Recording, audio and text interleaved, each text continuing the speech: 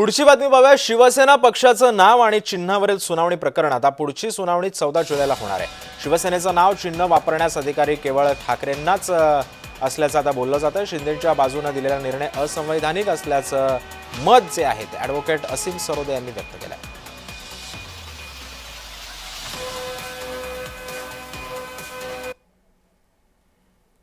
शिवसेना हे नाव आणि शिवसेनेचं धनुष्यबाण हे पक्षचिन्ह 2023 रोजी केंद्रीय निवडणूक आयोगाने एक चुकीचा असंवैधानिक स्वरूपाचा निर्णय देऊन एकनाथ शिंदे यांच्याकडे सुपूर्द केलं आणि त्याच्यानंतर लोकसभा निवडणूक, नंतर विधानसभा निवडणूक आणि आता महापालिका आणि नगर परिषदांची निवडणूक आता येऊन ठेपलेली आहे।